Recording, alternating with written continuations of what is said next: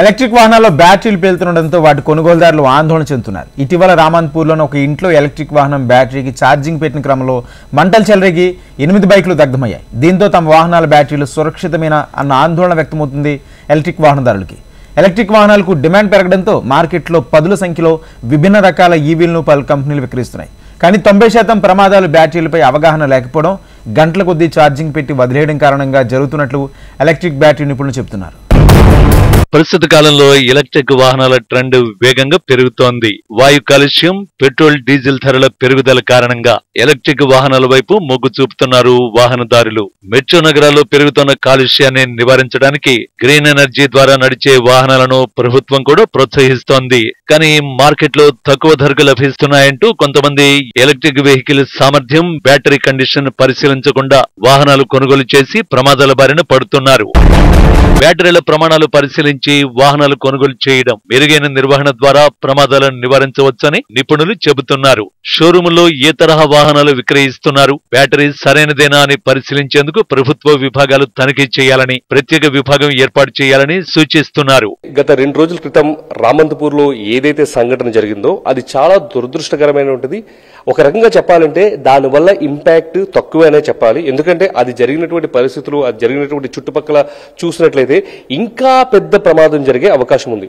ఎందుకు ఇదంతా జరుగుతుందంటే మీకు ప్రాక్టికల్ గా ఎక్స్ప్లెయిన్ చేయడానికి నేనున్నాను. చాలా మంది ఈ రోజుల్లో పెట్రోల్ వాహనాల నుంచి, డీజిల్ వాహనాల నుంచి మెల్లగా విద్యుత్ వాహనాల వరకు మలుతున్నారు. అది చాలా మంచి పరిణామము, శుభమైనటువంటి పరిణామం. కానీ అక్కడతో ఎలా చేస్తున్నారంటే కొన్నవంత వరకు వెహికల్స్ కొంటున్నారు. కానీ ఈ ఛార్జింగ్ అనే దగ్గరికి వచ్చేటప్పటికి మళ్ళీ మన ఇండియన్ మెంటాలిటీ ఏంటిది, చీప్ గా ఏదైపోతుందా సరే అన్నట్టు.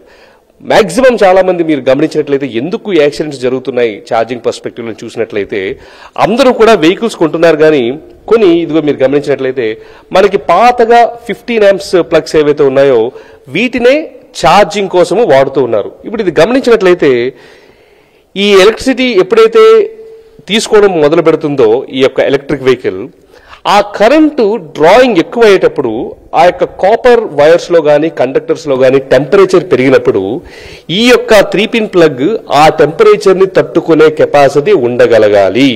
ఈ 3-pin ప్లగ్స్ ఏవి కూడా ఎలక్ట్రిక్ వెహికల్స్ ఛార్జింగ్ కోసం డిజైన్ చేయబడినవి కాదు. ఇవి మన ఇళ్లలో ఉన్నటువంటి టేప్ రికార్డర్స్ గానీ, టీవీస్ గానీ లాంటి హోమ్ అప్లయన్సెస్ కోసమే చేయబడింది. గ్రేటర్ హైదరాబాద్ లోనూ ఎలక్ట్రిక్ వాహనాల సంఖ్య రోజు రోజుకు పెరుగుతోంది. ఇప్పటికే 1.7 లక్షల ఎలక్ట్రిక్ వాహనాలు ఉండగా వాటిలో 1.45 లక్షలు ద్విచక్ర వాహనాలు, 12,765 కార్లు, 3,558 ఆటోలు, ఇంకా టాక్సీలు, ఇతర వాహనాలు 6,673 వరకు ఉన్నాయి. పెట్రోల్ ధర 110 రూపాయలకు చేరడంతో ఎలక్ట్రిక్ వాహనాలను వాడేందుకు ఎక్కువ మంది ఆసక్తి చూపుతున్నా బ్యాటరీతో తలెత్తుతున్న ప్రమాదాలు వారిని కలవరపెడుతున్నాయి. మార్కెట్లో తక్కువ ధరకు లభిస్తున్నాయంటూ కొంతమంది సామర్థ్యం, బ్యాటరీ కండిషన్ పరిశీలించకుండా వాహనాలు కొనుగోలు చేసి ప్రమాదాల బారిన పడుతున్నారు. ప్రతి ఒక్కరికి అందుబాటులో ఉండేటటువంటి పరిస్థితులలో ఒక యూనివర్సల్ ఛార్జింగ్ పాయింట్ ని తీసుకురావడం జరిగింది. ఏంటి యూనివర్సల్ ఛార్జింగ్ పాయింట్ అంటే గమనించినట్లయితే ఇది చూసారా, దీన్నే థండర్ ప్లస్ లైట్ అని, థండర్ ప్లస్ మినీ అని అంటూ ఉంటాం. ఇది గమనించినట్లయితే మొత్తం కూడా మొట్టమొదటిగా ఎక్కడ ప్లాస్టిక్ అనేదే వాడలేదు, వాడిందంతా కూడా మెటల్ బాడీ. తర్వాత ఇది IP67 ప్రొటెక్టెడ్, అంటే వర్షం గాని, వాన గాని, మంచు గాని లేదా ఇంకేమైనా ఇటువంటివి సందర్భాలు వచ్చినప్పుడు వాటన్నిటి నుంచి కూడా ఇది దీనిని కాపాడుకోగలుగుతుంది. అంతేకాకుండా మీరు ఈ యొక్క ప్లగ్ ని చూసినట్లయితే వీటిలో ఉన్నటువంటి ఈ కాపర్ ప్లగ్స్ ఏవైతే ఉన్నాయో అవి చాలా స్ట్రాంగ్ గా, ఎటువంటి దీనిని ఇండస్ట్రియల్ ప్లగ్స్ అంటారు. అంటే ఎంత కరెంటు తీసుకున్నప్పటికీ కూడా ఆ యొక్క ఉష్ణోగ్రతను తట్టుకునేటటువంటి శక్తి వీటికి ఉంటుందన్నమాట. అంతేకాకుండా పొరపాటున ఏదైనా జరగడానికి జరుగుతోంది అనే టైంలో మనకి మాన్యువల్ ఎమర్జెన్సీ స్టాప్ అనేది ఇవ్వడం జరిగింది.